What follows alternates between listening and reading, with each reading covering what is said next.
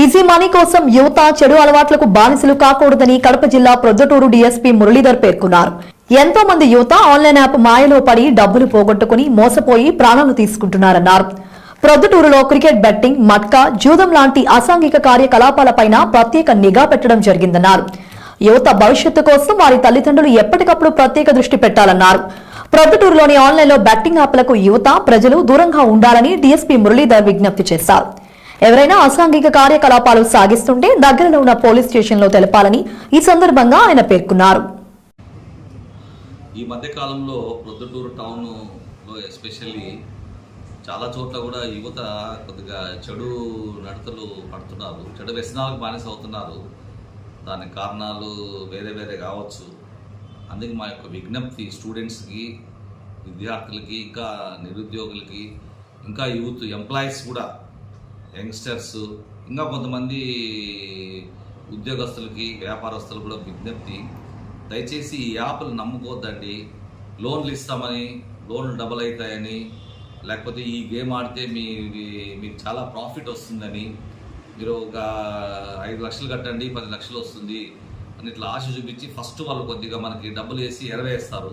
ఆ 20 వేసి దాంట్లోన వీళ్ళు మభ్య పెట్టి దాన్ని మోసపోతున్నారు చాలామంది. అదేవిధంగా చాలామంది జరిగాయి ఈ మధ్య కేసుల్లో కూడా చూస్తున్నాము. బెట్టింగ్లు అయితేనేమి, మట్కా అయితేనేమి, ఈ వ్యసనాలన్నీ మానుకుంటే బాగుంటుంది. ఆ బెట్టింగ్ మహమ్మారిని తరిమి కొట్టాలని అందరికీ విజ్ఞప్తి చేస్తున్నాము. ఆ బెట్టింగ్ మనిషిని, ఇంట్లో వ్యాపారస్తులు, పెద్ద పెద్ద ఉద్యోగస్తుల్లో ఉన్నోళ్ళు అందరూ కూడా దాన్ని బాగా, కొంతమంది వ్యక్తులు, మన ప్రముఖులు కూడా దాంట్లో ఇన్వాల్వ్ అవుతున్నారు. దయచేసి మానుకోండి. ప్రాణాలు కూడా తీసేస్తున్నది. మొన్న కూడా ఒకటి జరిగింది సంఘటన తెలుసు మనకి. అదేవిధంగా ఈ యాప్స్ గురించి కూడా 1-2 కంప్లైంట్స్ కూడా వస్తున్నాయి మనకి. మొన్న కూడా ఒక ఎంప్లాయీ కూడా ఇదే విధంగా డబ్బులు వాడుకొని యాప్ ద్వారా ఆశపడి మళ్ళీ కట్టొచ్చు అనే ఉద్దేశంతోన పొరపాటు చేసి కేసులో ఎదుర్కొన్నాడు. ఉద్యోగం కూడా పోతుంది. సో పోలీసు వారి యొక్క విజ్ఞప్తి, దయచేసి పట్టణంలో చాలామంది యువతీ యువకులు చదువుకున్న వాళ్ళు ఉన్నారు. విజ్ఞతతో ఆలోచించండి. ఈజీ మనీ రావాలని ఎప్పుడూ ఆరాటపడొద్దండి, ఆశపడొద్దండి, ఆవేశానికి గురి కావద్దండి. వచ్చేస్తాయని ఫస్ట్ వాళ్ళు చూపిస్తారు. ఎగ్జాంపుల్ ఏదైనా మీకు కొద్దిగా లాభం చూపించి తర్వాత మొత్తం మింగేస్తారు. ఆ యాప్స్ విషయంలో కొద్దిగా జాగ్రత్తగా ఉండాలని అందరికీ విజ్ఞప్తి చేస్తున్నాము. ముఖ్యంగా విద్యార్థులకి. అందరి చేతిలోన ఇప్పుడు ఆండ్రాయిడ్ ఫోన్స్ ఉన్నాయి కాబట్టి అందరూ కూడా అన్ని విషయాలు తెలుసు. అదేవిధంగా ఈ మట్కా జోలికి కానీ దాని జోలికి పోద్దండి. ఇట్లా పోయే వాళ్ళని దృష్టిలో కూడా మేమంతా లిస్ట్ అవుట్ చేసాం టౌన్లో. మా సిఐలు అందరూ కూడా వారిపైన మేము గట్టిగా యాక్షన్ తీసుకోబోతున్నాము. తర్వాత వాళ్ళ పైన అందరిపైన కూడా రౌడీ షీట్లు కూడా త్వరలో ఓపెన్ చేస్తున్నాము. అందరు ఫిట్ పర్సన్స్ ఎంతమంది దాంట్లో ఉన్నారు అనేది ఇన్వాల్వ్మెంట్ చూస్తున్నాము. సో ప్రజల్ని పీడించి చేసే ఈ మహమ్మారిని అందరిని తరిమి కొట్టండి.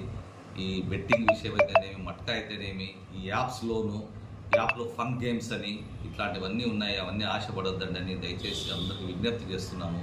పోలీసు వాళ్ళ రిక్వెస్ట్, పేరెంట్స్ దయచేసి వాళ్ళకి గమనించండి. పిల్లలు ఎలా చేస్తున్నారు, ఏం చేస్తున్నారు, వాళ్ళ నడవడిక ఎలా ఉంది, వాళ్ళ పిల్లలు క్రమశిక్షణ ఉన్నారా లేదా, ఫోన్ చెక్ చేయండి. అప్పుడప్పుడు కొన్ని వ్యసనాలకు బానిస అవుతున్నారు.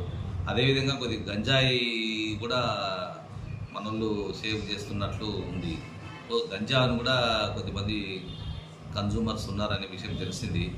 అటువంటి వాటి మీద ఉపాధం మోపుతాము. అంతా ఎలక్షన్ కూడా అయిపోయింది కాబట్టి ఇప్పుడు ఫ్రీగా ఉన్నాము. అన్నీ కూడా కేసులు రివ్యూ చేసుకుంటున్నాము. ఈ యాంటీ సోషల్ ఈవిల్స్ని ఖచ్చితంగా రూపుమాపదాము.